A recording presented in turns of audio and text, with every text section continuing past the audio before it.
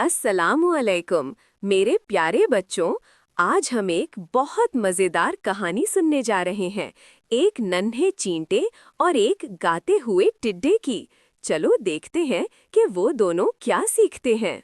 एक दफा का जिक्र है, एक खूबसूरत और सरसब्ज मैदान में, जहाँ रंग बरंगे फूल खिलते थे और तितलियां हवा में उड़ती फिरती थीं। वहाँ दो दोस्त रहते थे। एक थी छोटी सी मेहनती चींटी जिसका नाम था चींटी, और दूसरा था एक बड़ा हरा भरा टिड्डा जिसका नाम था टिड्डा। ये गर्मियों का मौसम था। सूरज अपनी पूरी आबोताब से चमक रहा था और हर तरफ हरियाली ही हरियाली थी। चींटी सुबह सवेरे उठ जाती थी और फौरन अपने काम में लग जाती थी। वो दिन भर खाने के छोटे छोटे टुकड़े तलाश करती, उन्हें अपनी कमर पर लड़ती और अपने घर की तरफ ले जाती। इसका घर जमीन के अंदर था, जहां वो सर्दियों के लिए खुराक जमा कर रही थी। वो जानती थी कि सर्दियां आने वाली हैं और उस वक्त बाहर खाना ढूंढना बहुत मुश्किल हो जाएगा। दूसरी तरफ टिड्डा को काम करने की कोई फिक्र नहीं थी। वो सारा दिन मैदान में इधर-उधर छलांगे लगाता, अपनी छोटी सी वायलिन बजाता और मीठे गीत गाता रहता था। वो सूरज की गर्मी और मौसम की खूबसूरती का लुत्फ उठाता। एक दिन जब चींटी एक बड़े रोटी के टुकड़े को मुश्किल से घसीट कर ले जा रही थी, टिड्डा उसके पास आया। उसने मुस्कुराते हुए अपनी वायलिन बजाई और चींटी को छेड़ने लगा। टिड्डा बोला, अरे चींटी बहन, तुम हर वक्त काम ही करती रहती हो, थोड़ी देर आराम क्यों नहीं करते? आओ मेरे साथ गीत गाओ, नाचो और इस खूबसूरत मौसम का लुत्फ उठाओ। चींटी ने अपना काम रोका, अपनी छोटी सी आंखों से टिड्डे की तरफ देखा और बोली, टिड्डा भाई, तुम्हें मालूम है कि सर्दियां आने वाली हैं। इस वक्त हमें खाने की जरूरत होगी। मैं अभी से सर्दियों के लिए खुराक जमा कर रही हूँ। तुम्हें भी चाहिए कि कुछ जखीरा कर लो। लेकिन टिड्डे ने चींटी की बात पर कोई ध्यान नहीं दिया। वो हंस कर बोला, सर्दियां, अभी तो सर्दियों में बहुत वक्त है। देखो सूरज कितना चमक रहा है और हर तरफ कितने मजेदार पत्ते हैं। मैं अभी से अपनी खूबसूरत गर्मियों को क्यों खराब करूं? मैं तो बस गीत गाऊंगा और मजे करूंगा। जब सर्दियां आएंगी तो तब की तब देखी जाएगी। चींटी ने अफसोस से सर हिलाया और दोबारा अपने काम में मसरूफ हो गई। वो जानती थी कि उसकी नसीहत टिड्डे पर कोई असर नहीं करेगी, लेकिन उसने अपना फर्ज अदा कर दिया था। वो दिन रात मेहनत करती रही, अपने घर को खाने से भरती रही। वक्त तेजी से गुजरता गया और गर्मियों के बाद खजान का मौसम आ गया। दरख्तों के पत्ते पीले और नारंगी होने लगे और हवा में हल्की सी ठंडक महसूस होने लगी। चींटी की रफ्तार अब और तेज हो गई थी। इसे मालूम था कि इसके पास ज्यादा वक्त नहीं है।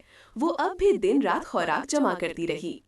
टिड्डा अब भी गीत गा रहा था, लेकिन इसकी आवाज में वो पहली सी चमक नहीं थी।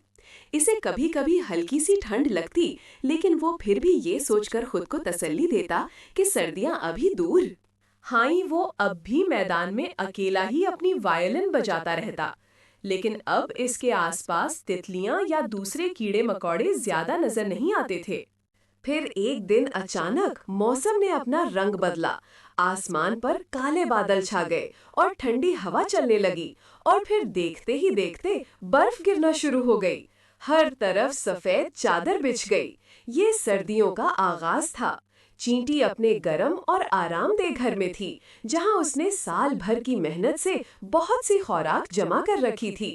वो अपने घर में बैठी गरम गरम खाना खाती और ठंडी हवाओं और बर्फबारी को देखकर मुस्कुराती। उसे अपने मेहनत पर फख्र था।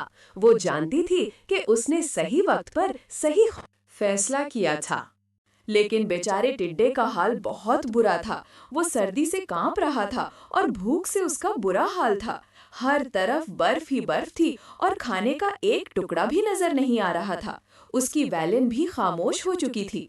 वो एक दरख्त के नीचे दबका हुआ था और उसे चींटी की बातें याद आ रही थी। काश मैंने उसकी बात मान ली होती। काश मैंने भी गर्मियों में कुछ जखीरा कर लिया होता। वो रो रहा था। सर्दी और भूख ने उसे बहुत कमजोर कर दिया था। उसके पास अब कोई उम्मीद नहीं बची थी। आखिरकार टिड्डे ने हिम्मत की और चींटी के घर की तरफ चल पड़ा। बर्फ में चलना बहुत मुश्किल था, लेकिन उसके पास कोई और रास्ता नहीं था। वो चींटी के घर के दरवाजे पर पहुंचा और कांपते हाथों से दस्तक दी। चींटी ने दरवाजा खोला तो उसे देखकर हैरान रह गई। टड्डा सर्दी से अकड़ा हुआ था और उसका चेहरा पीला पड़ चुका था। टड्डई ने कांपती हुई आवाज में कहा, चींटी बहन, मैं बहुत शर्मिंदा हूँ। मैं भूख और सर्दी से मर रहा हूँ। क्या तुम मेरी मदद कर सकती हो? चूंटी ने टिड्डे को अपने घर के अंदर बुलाया। उसने टिड्डे को गर्म जगह पर बिठाया और उसे खाने के लिए कुछ अनाज और रोटी का टुकड़ा दिया। टिड्डे ने जल्दी जल्दी खाना खाया और उसे बहुत सुकून मिला। चूंटी ने नरमी से कहा, देखा टिड्डे भाई, मैंने तुम्हें पहले ही कहा था कि सर्दियों के लिए तैयारी कर लो, लेकिन तुमने मेरी बात नहीं मानी। टिड्डे ने शर्मिंदगी से सर झुका लिया और बोला, तुम ठीक कहती थी चूंटी बहन, मैंने बहुत बड़ी गलती की। मैंने अपनी गलती से सबक सीख लिया है। आइंदा मैं कभी ऐसी लापरवाही नहीं करूंगा। चूंटी ने मुस्कुराकर कहा, कोई बात नहीं टिड्डा भाई, अब तुम यहाँ आराम करो। टिड्डा ने उस रात चूंटी के घर में गुजारी और उसे गर्मी और खुराक मिली। जब सर्दियाँ खत्म हुईं और बाहर का मौसम आया तो टिड्डा एक बदला हुआ टिड्डा था। उसने चूंटी का शुक्रिया अदा किया और उससे वादा किया कि वो अब कभी लापरवाही नहीं करेगा। उस साल जब गर्मियां आईं तो टिड्डा ने अपनी वायलिन बजाने के साथ साथ चूंटी के साथ मिलकर खुराक जमा करना भी शुरू कर दिया। वो समझ गया था कि मेहनत और मंसूबाबंदी कितनी जरूरी है। चींटी और टिड्डा अब बहुत अच्छे दोस्त बन चुके थे और एक दूसरे की मदद करते थे। प्यारे दोस्तों, इस कहानी से हमने सीखा कि हमें हमेशा अपने कल के बारे में सोचकर आज मेहनत करनी चाहिए। याद रखिए, आज की मेहनत कल को आसान बनाती है। सुस्ती और लापरवाही हमें मुश्किल में डाल सकती है। तो चलिए हम सब मिलकर मेहनत करें और अपने रोशन मुस्तकबिल की तामीर करें। मज़ीद ऐसी दिलचस्प कहानियाँ सुनने के लिए जो हमें अच्छी बातें सिखाती हैं, अभी सब्सक्राइब करें।